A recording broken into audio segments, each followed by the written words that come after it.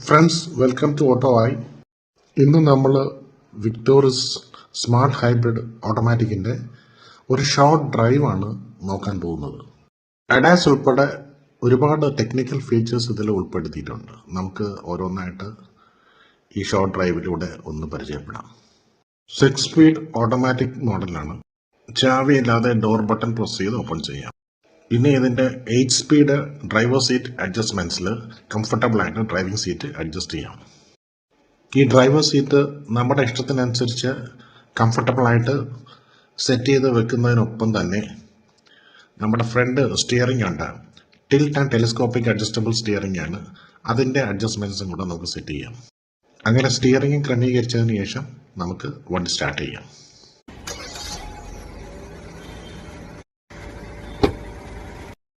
Infotainment സിസ്റ്റത്തിൻ്റെ display ഒക്കെ ഓണായി വരുന്നതേ ഉള്ളൂ. ഓട്ടോ AC ആണ് വിത്ത് ക്ലൈമാറ്റിക് കൺട്രോൾ. ഫ്രണ്ട് 2 സീറ്റ്സും വെന്റിലേറ്റഡ് സീറ്റ്സ് ആണ്. ഇനി നമ്മൾ ഡ്രൈവ് മോഡിലേക്ക് ഷിഫ്റ്റ് ചെയ്ത് പോകുന്നതിന് മുമ്പായിട്ട് നമുക്ക് സ്റ്റിയറിംഗിലെ സെറ്റിങ്സും അഡ്ജസ്റ്റ്മെൻറ്റ്സും കൂടെ ഒന്ന് പരിചയപ്പെടാം. വോളിയം നമ്മുടെ ഇതില്ലേ, FM-ന്റെ വോളിയം കാര്യങ്ങൾ കൂട്ടാനും കുറയ്ക്കാനും, പിന്നെ ഇത് ചാനൽ ചേഞ്ച് ചെയ്യാൻ വേണ്ടിയിട്ടുള്ള ഇത് ഫോൺ സെറ്റിങ്സ് അല്ല. ഇത് നമ്മൾ ഇതിനകത്ത് കണ്ട MIDക്ക് അത് ഫ്യൂൽ അവറേജ് അങ്ങനെയുള്ള കാര്യങ്ങളൊക്കെ ഉണ്ടല്ലോ, കിലോമീറ്റർ ബ്രൈറ്റ്നസ് കാര്യങ്ങളൊക്കെ കൂട്ടാൻ വേണ്ടിയിട്ടൊക്കെ അതിന്റെ സെറ്റിങ്സ് ഇത് കണ്ട. ബ്രൈറ്റ്നസ് നമുക്ക് ഡിസ്പ്ലേ ബ്രൈറ്റ്നസ് ഒക്കെ കൂട്ടാൻ പറ്റും.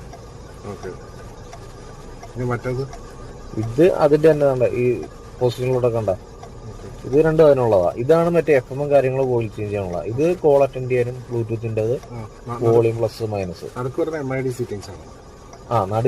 സെറ്റിംഗ്സ് ആയിട്ട് യൂസ് ചെയ്യാം. വേണ്ട തന്നെ MID സെറ്റിംഗ്സ് ഈ പറയുന്ന കാര്യങ്ങളല്ല.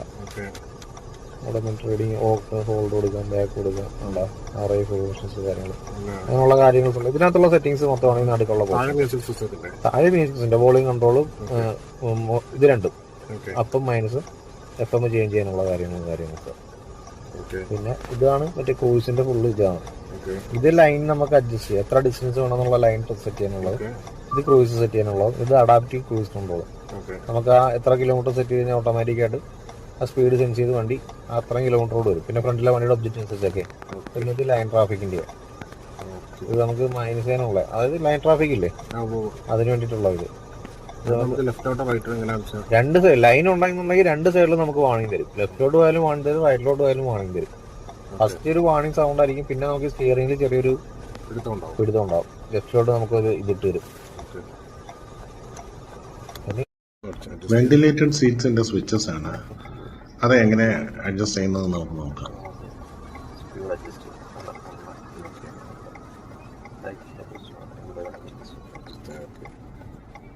ഇത് ഇലക്ട്രോണിക് പാർക്കിംഗ് നമ്മൾ വണ്ടി ചെയ്യുമ്പോൾ ഓട്ടോമാറ്റിക് വണ്ടി അപ്പോൾ അത് ഞെക്കി കഴിഞ്ഞാൽ റിലീസാണെങ്കിൽ അത് ഞെക്കിയാൽ അത് ഗിയർ ഇട്ടിട്ട് തന്നെ താഴത്താക്കി മതി. കണ്ടോ പാർക്കിടുമ്പോൾ വേണ്ട, അത് ഓട്ടോമാറ്റിക് അത് വീണോളൂ. കണ്ട പാർക്ക് അത് നമ്മൾ സെറ്റ് ചെയ്യണം. അതിൽ നമ്മളൊരു 30 സെക്കൻഡ് ഹോൾഡ് ചെയ്ത് ഓട്ടോ ഇലക്ട്രിക് പാർക്കിംഗോട്ടാവും. ഇനി നമ്മൾ ഡ്രൈവിലേക്ക് പോവുകയാണ്. വണ്ടി നമ്മൾ ഓടിച്ചു നോക്കുകയാണ്. നമ്മൾ നല്ല തിരക്കുള്ള റോഡിലൂടെയാണ് ഓടിച്ചു നോക്കാൻ പോകുന്നത്. കാരണം പ്രധാനമായിട്ട് നമ്മൾ ഇതിൽ മനസ്സിലാക്കാൻ ശ്രമിക്കുന്നത് നമ്മുടെ അഡാസിൻ്റെ സപ്പോർട്ടീവായിട്ടുള്ള ഡ്രൈവ് ഫീച്ചേഴ്സ്, ആ ക്യാരക്ടേഴ്സൊക്കെ എങ്ങനെ നമ്മളെ സപ്പോർട്ട് ചെയ്യുന്നു എന്ന് മനസ്സിലാക്കാനാണ് നോക്കുന്നത്. അത് നമ്മളിപ്പോൾ നല്ല ട്രാഫിക്കുള്ള റോഡിലേക്ക് കയറുകയാണ്. കണ്ടമാനം വാഹനങ്ങൾ നല്ല രീതിയിൽ തിരക്കൊക്കെ ആയിട്ട് പോകുന്ന റോഡാണ്. നമുക്ക് നോക്കാം, ഓടിച്ച് നോക്കാം എങ്ങനെയുണ്ടെന്ന് അറിയാമല്ലോ. 360 ഡിഗ്രി ക്യാമറയുടെ സപ്പോർട്ടുള്ള വാഹനമാണിത്.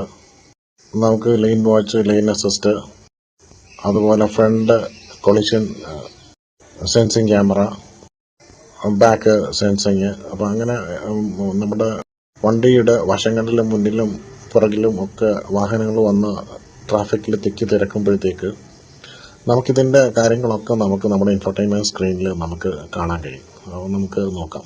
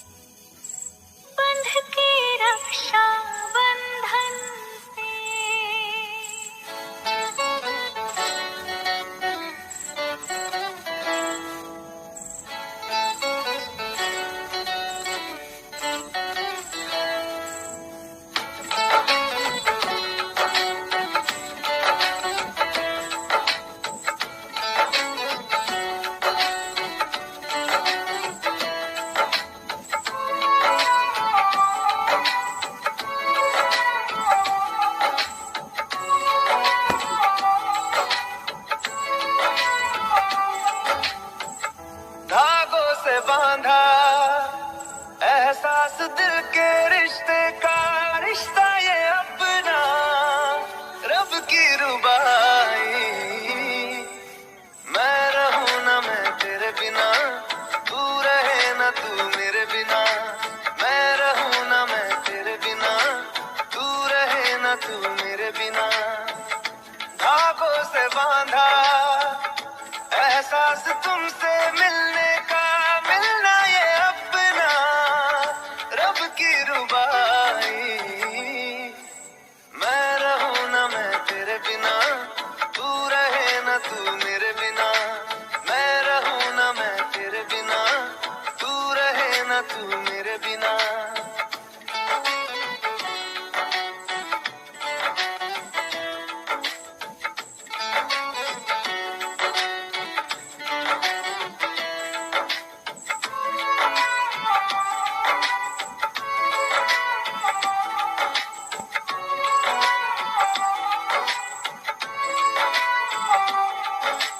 तुमसे ही तो खिलते सारे फूल उम्मीदों वाले हिम्मत बंध जाती है जब तू हंस के पास बिठा ले खुशियों का तू सामान है तू साथ है तो यूं लगे जीना बड़ा आसान है बातों से बांधा हर तार अपने रिश्ते का रिश्ता ये अपना रब की रुबाई मैं रहूं ना मैं तेरे बिना तू रहे ना तू मेरे बिना मैं रहूं ना मैं तेरे बिना तू रहे ना तू मेरे बिना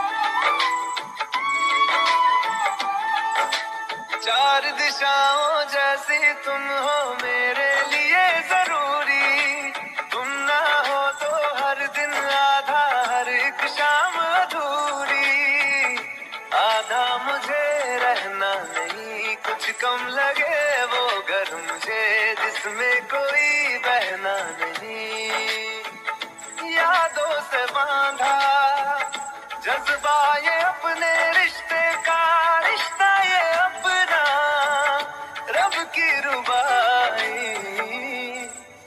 मैं रहूं ना मैं तेरे बिना तू रहे ना तू मेरे बिना मैं रहूं ना मैं तेरे बिना तू रहे ना तू मेरे बिना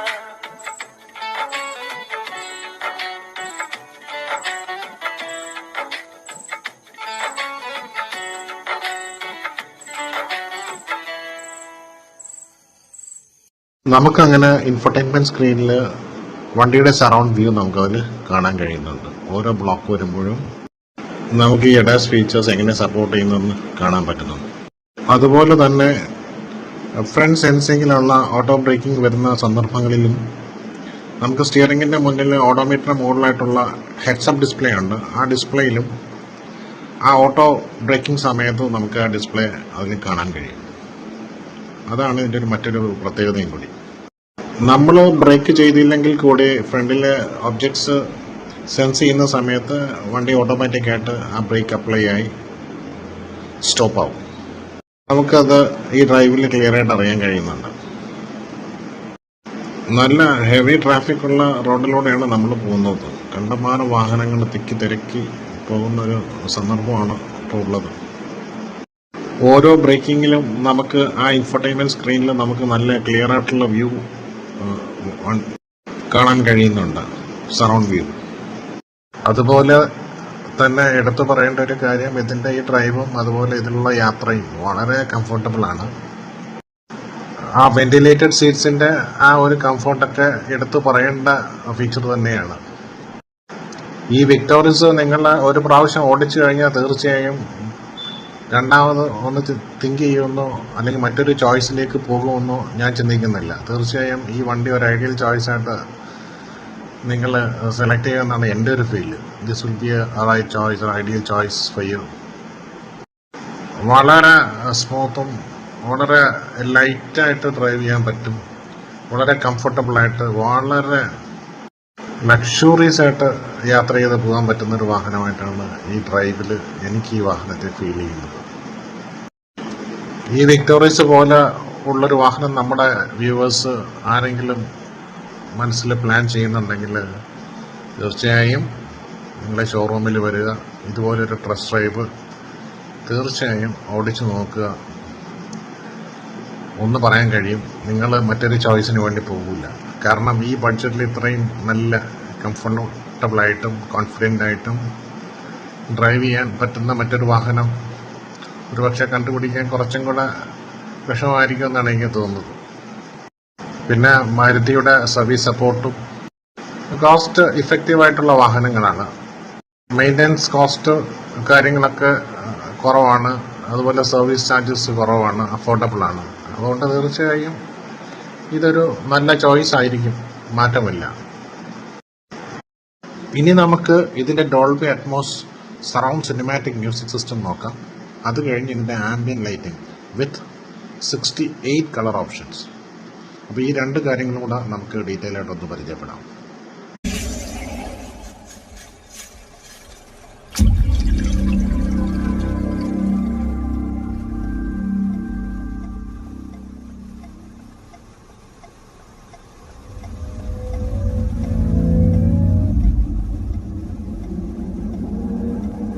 This is Dolby Atmos, the world's first object-based cinematic audio.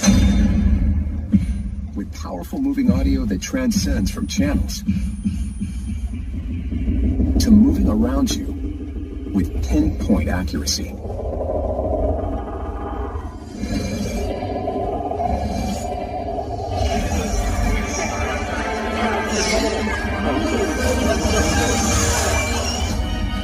Whether the soundscape sets the mood of the scene,